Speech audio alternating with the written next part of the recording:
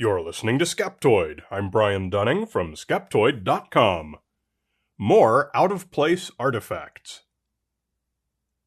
A few years ago, we did a quick roundup of a few of the most famous OOPArts, out-of-place artifacts, which are items alleged to have been found in some context which is impossible, according to our model of world history. Thus, OOPArts are often claimed by those who promote them to be evidence of some alternate model of human or natural history. As the cases these people make can often be persuasive, OOPArts, many of which are featured on de-educational TV shows like Ancient Aliens, do indeed represent a significant threat to the public intellect. Today we're going to point the skeptical eye at 7 popular examples. We'll get started with one that comes from Mexico. The Acambaro figures. They first surfaced in Mexico in 1944, when a German immigrant, Waldemar Julsrud, said he found a few on his own, then hired a local farmer to dig up more. Eventually, he had over 32,000 little ceramic figurines, each a few inches high, each representing some kind of strange creature. Some vaguely resembled animals, some looked humanoid, many more were imaginative creatures of all descriptions. In point of fact, many of them looked a lot like the chess pieces aboard the Millennium Falcon. From the beginning, young Earthers asserted that they were all close matches for dinosaur species, and were thus proof that humans and dinosaurs coexisted. One, Don Patton, had some of them carbon dated and reported they were between 1,500 and 6,500 years old. However, the laboratory itself reported that no conclusive results could be obtained. The figures never succeeded in attracting much attention from scientists for a variety of reasons. First, everything about them is consistent with large-scale production by small artisan communities for the tourist trade, especially given that Julsrud openly said he paid for each of them. Second, archaeologist Charles de Peso was there at the time and watched some being unearthed, and concluded they had clearly just been planted in loose topsoil for him to see. Their surfaces were clean and unmarred by any aging, and they were unblemished save for a few with clean breaks. Finally, thermoluminescence dating, which had been done on the figures, and which can reveal when a ceramic was fired, was proven to be invalid in 1976, with the nature of the errors providing sufficient evidence that they'd been fired about the same time they were supposedly found. The London Hammer. This was covered in a 2014 Skeptoid blog post by Mike Weaver. The hammer was discovered in London, Texas, in either 1934 or 36. It's an old iron hammer, similar in shape to a tack hammer, very corroded, with a weathered and cracked wooden handle. Much of it is embedded in a mineral concretion. Young Earthers use it as evidence that the geological formation where it was found, conventionally dated at approximately 110 million years, cannot be any older than modern humans, and thus a radical revisioning of all geological science is needed, which would just happen to match the young Earth narrative. As the hammer is currently in possession of the Creation Evidence Museum of Texas, reliable, transparent testing of it has understandably not been permitted. However, there is nothing about the hammer that has piqued the interest of knowledgeable geologists. First, the accounts of its discovery make no claim that the concretion surrounding the hammer was actually part of the local native rock. Every indication is that it was separate. Second, the concretion itself is not unusual and does not indicate extreme age.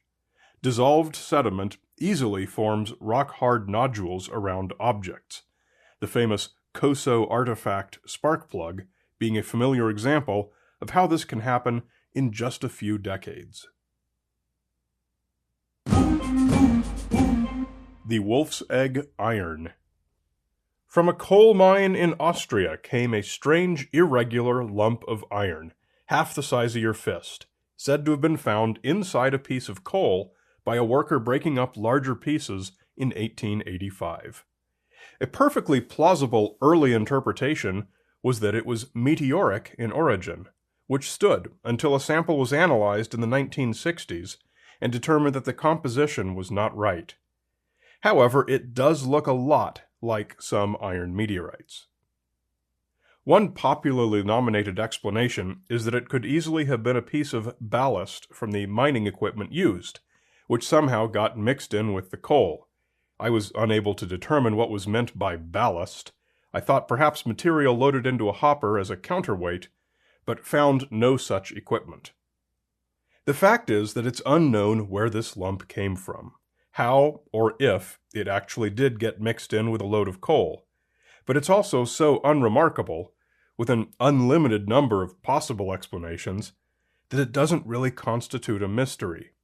History is not overturned by this object, and it can't really even accurately be described as out of place, because nobody knows what its place is. The Dorchester Pot. The story goes that in 1851 in Dorchester, Massachusetts, workers dynamiting some native rock discovered the remains of an ornate silver pot that had been embedded deep within the rock, and that they'd just blown into two separate pieces. It was reported in the Boston Transcript newspaper, and supposedly lending the story some credibility is that it was republished in an 1852 issue of Scientific American. That particular rock is now known to be over 500 million years old, so the Dorchester pot has become a favorite of ancient advanced civilization theorists. But what these modern sources often fail to note is that the Scientific American article was openly mocking the publication of such a foolish story. It was not reporting the find as legitimate. Further harming the credibility is that of the many photographs of the object available, no two are of the same one. They're all of various silver hookah bases from 19th century Indian water pipes, and all are in excellent condition, with not one appearing to have been blown in half by dynamite.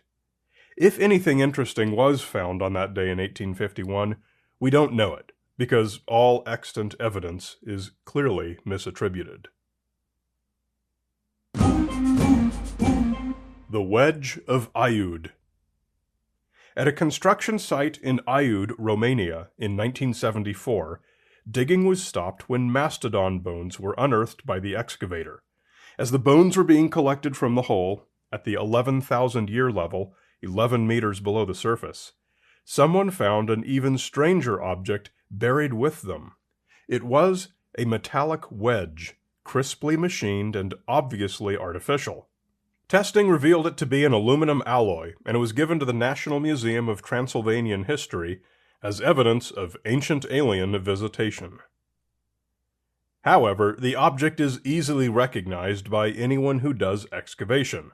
It's simply a replaceable tooth for the excavator bucket, which broke off at some point during the dig. The specific alloy was Duralumin 2000, which is often used on excavators in place of the usual steel for digs in which there's a risk of sparking. The Upshore Bell. In 1944, a 10-year-old boy named Newton Anderson was shoveling coal in his family's basement when he found a bell which appeared to him to break out of a piece of coal. He kept the bell for 63 years and researched its history. It is a brass ghanta, a ceremonial bell used in Hinduism, with the figure of the deity Garuda atop the handle. It is in excellent condition. Anderson ultimately sold the bell to the creationist website GenesisPark.com, where it is presented as probably being the work of Tubal-Cain, a blacksmith mentioned in the book of Genesis. This identification is made in support of young Earth creationism, which posits that Earth's sedimentary rocks were formed in Noah's flood. Thus, it's perfectly rational that one of Tubal-Cain's creations could wind up encased in natural coal. Why the biblical Tubal-Cain would have been in the business of casting ceremonial Hindu pieces is not persuasively argued in this narrative. As no evidence supports this, and as this particular ghanta is substantially identical to the countless others in the world that lack its fanciful backstory, it has never really been favored with any serious skeptical attention. The young Anderson easily could have been fooled by the bell being in the coal hopper, possibly even partially or totally encased in hardened coal slurry, a mixture of coal dust and water that can harden and appear to be native coal. The Dashka Stone. This giant stone slab, discovered in Russia in 1999, is claimed to be a 120 million year old writing tablet, 1.5 meters high and 1 meter wide, and weighing 1 ton.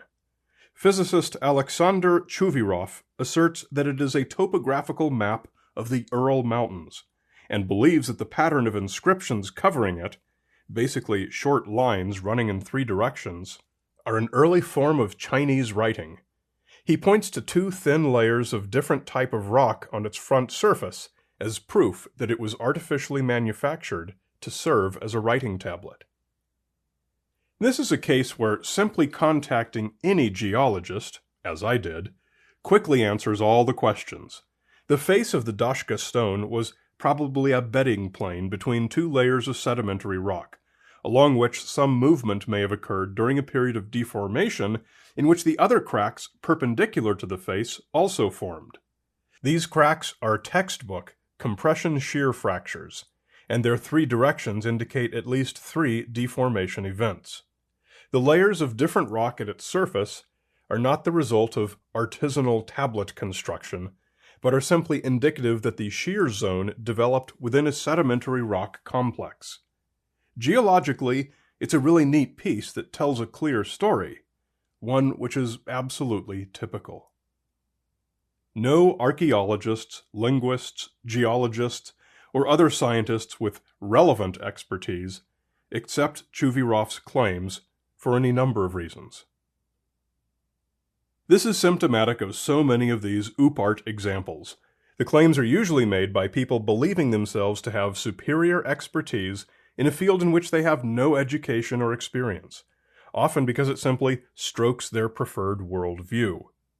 This is the case with Don Patton misrepresenting the carbon dating results because it would suit his young Earth beliefs.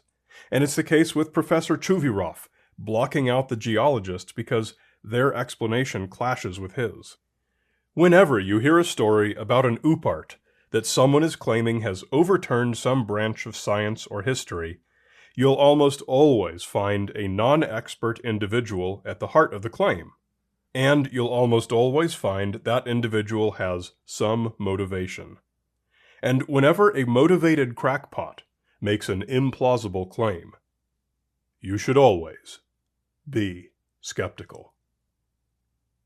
A great big Skeptoid shout-out to our premium supporters, Senor Grinch, Janet Uter, Darren in Don Valley, Australia, and Mark Bailey. Follow us on your favorite social media for even more great content. You'll find both Skeptoid and me, Brian Dunning, on Facebook, Twitter, and Instagram. Remember, we always do our best to publish any corrections, so if you find an error in any Skeptoid episode, come to skeptoid.com/corrections to report it, and I'll include it in an upcoming corrections episode. Becoming a premium member is the best way to enjoy Skeptoid. Not only do you get a podcast feed with more than 10 times as many episodes, all ad-free, you can also get the nifty Skeptoid USB 3.0 flash drive, preloaded with all the podcasts and movies we've ever produced. It's easy to get. Just come to skeptoid.com and click Go Premium. You're listening to Skeptoid, a listener-supported program. I'm Brian Dunning from Skeptoid.com.